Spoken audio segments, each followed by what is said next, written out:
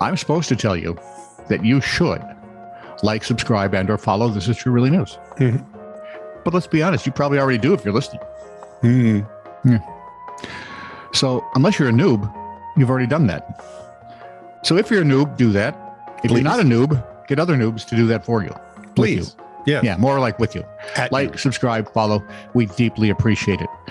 I was supposed to say that, but I can't because Scott told me to shut up. And when I'm told to shut up, I shut up. Oh, Lord. I don't go on babbling like some I didn't morons even do do. this to me this They time. don't shut up. They just keep talking and talking and talking. And no matter how hard you try, you can't get them to stop talking and talking and talking. And talking and talking. It just never ends. This is True, Really News with Scott Combs and Tony Vercanis. All the news you're about to hear is true, Really? as far as you know. Scott? Gene, savvy. No, I'm Tony. No, I'm talking about another person. I'm Well, I describing. said Scott and you said Gene. Gene. You called me Gene. What the hell for? Gene, a savvy Long Island, New York grandmother, That's not me. got a call the other I'm a day. savvy Minnesota grandfather. She got a call the other day from a man posing as her relative, claiming that he was in jail for drunk driving and needed $8,000 for bail. All right. Only problem is her grandsons are much too young to drive. I knew he was a real scammer. I just knew he wasn't going to scam me, she said, rather And a girl. proudly, I might add. I know Smug. So what did Jean do? She invited a man pretending to be a bail bondsman to come by and pick up the cash. Oh, I think I like this lady. When she handed him an envelope filled with paper towels, I should note here there's no mention as to what brand of paper towels make the best fake cash. At first I was thinking Brawny. No. You got to get the industrial, the brown ones that you put in the machines. See, I went to a generic brand, but I thought they were too flexible. Yeah, you got to get the brown ones that are all folded up, go in the machine, and then you unfold them when you pull them out. So I assumed they were imported from Russia. China. Anyway, police tackled Joshua Ooh, hard. Estrella Gomez, 28. Don't dick with Grandpa. You dick with Grandma and Grandpa, you get the horns. I love this woman. So mark it down. 38-year-old Mark Rogers, 36-year-old Joseph Way, and 37-year-old Teresha Levins. Now, there we got 30, 36, 37, 38, right? Yeah. They all should be old enough to know better. They each pled guilty to one count of kidnapping a federal employee, which could get them each 9 years to life in federal prison. Oh, my Lord. Shrewd. The Washington Post reports it started on November 16th, Rochester, New York, when the three were anxiously awaiting a postal delivery of $70,000 worth of cocaine. Hang on. Nice. Cute. I saw it on TV once. Ringo Starr. He was only 16. That was the No song. Oh, really? Yeah. No. I don't no more. I'm tired of waking up on the floor. No, thank you, please. It only makes me sneeze. No, it makes way more sense. Hard to find the door. It's a Hoyt Axton tune. Yeah, it is. The male, he's country, was country, Here. Dead now. The mail carrier delivered, much like our careers.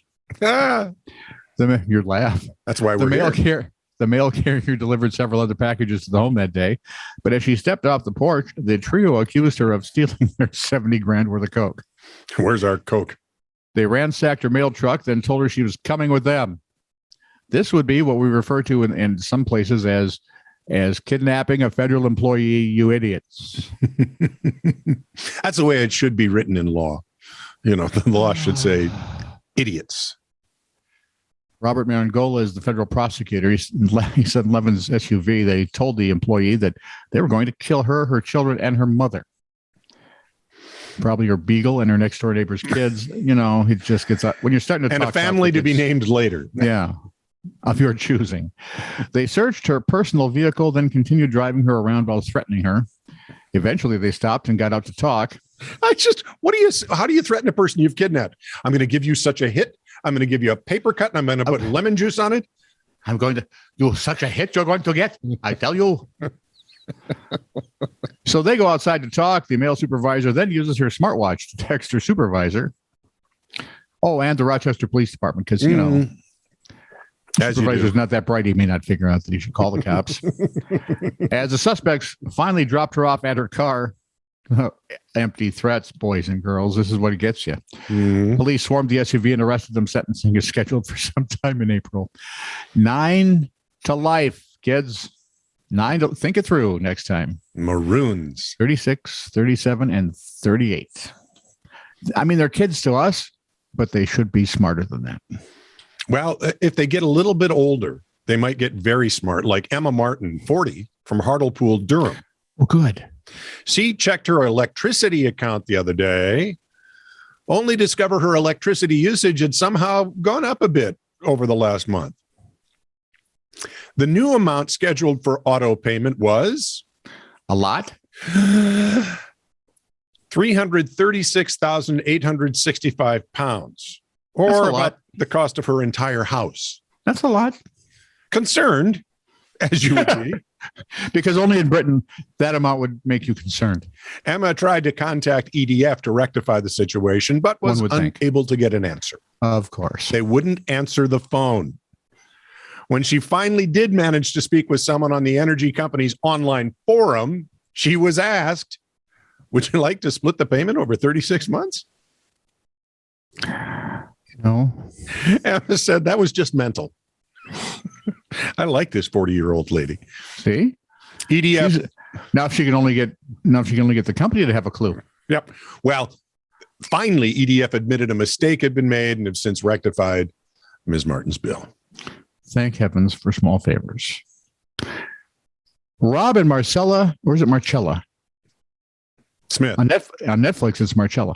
But Rob and Marcella Wild of Robertson, South Africa, figured there might be a moose. Mouse? Mouse. Moose. Yeah. No, mouse. Was it Why is chocolate? MOUSSE moose? How dumb. It should be chocolate mouse. Where was I now? Getting back to the story. They thought there might be a mouse in their newly decorated Christmas tree when their cats started watching it rather intently.